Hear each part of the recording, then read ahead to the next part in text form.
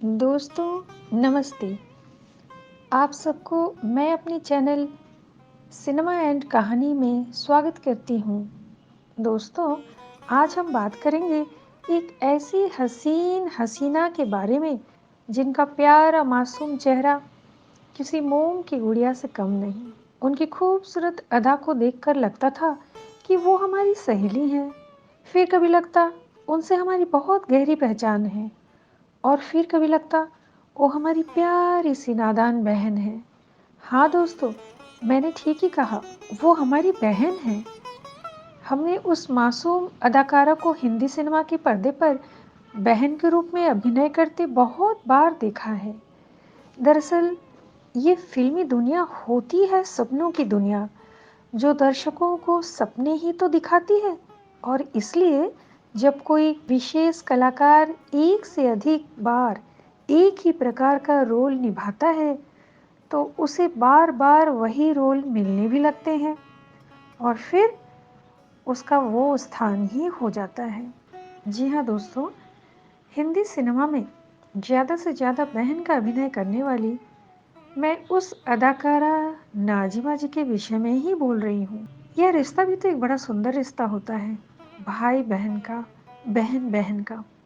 कितनी प्यारी सी मोम की गुड़िया सी थी नाज़िमा जी। नाज़िमा जी का जन्म 25 मार्च 1946 में महाराष्ट्र के नासिक में हुआ था।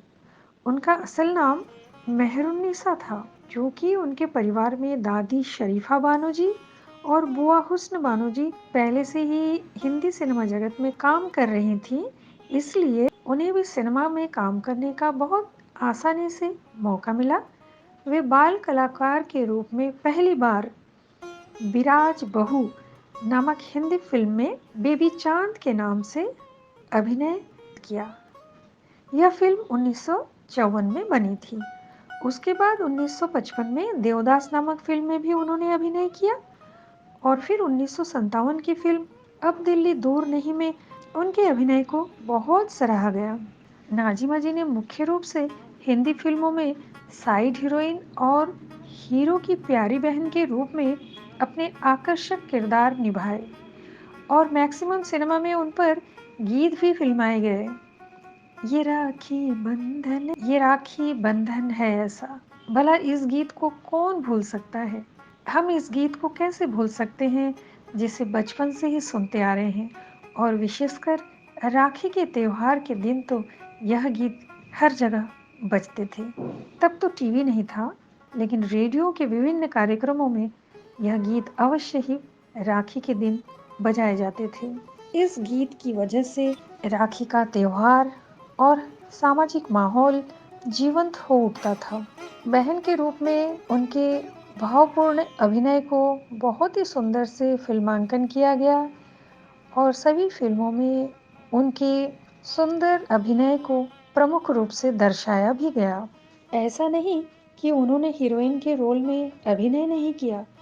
उन्होंने 1961 में बनी फिल्म उमर कैद में अभिनेत्री के रूप में काम किया था और उसके बाद फिल्म निशान में बतौर हीरोइन उन्होंने अपनी बहुत ही शानदार अभिनय को प्रदर्शित किया था। उनकी अंतिम फिल्म 1986 में बनी, जिसका नाम था लव एंड गॉड।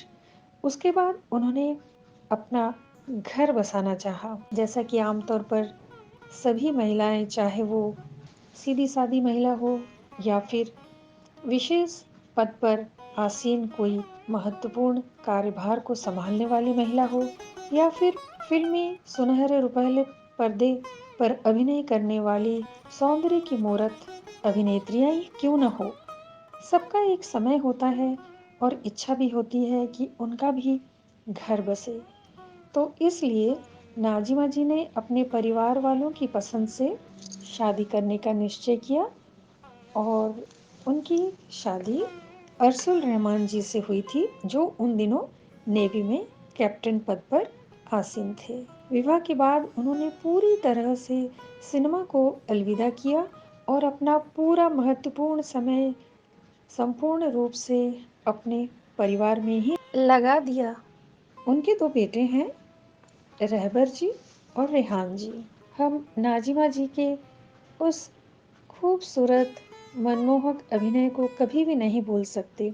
दोस्तों, आपको आज का रुपहले पर्दे की उस प्यारी सी बहन और अभिनेत्री नाज़िमा जी के जीवन का यह सफ़रनामा कैसा लगा? ज़रूर बताइएगा।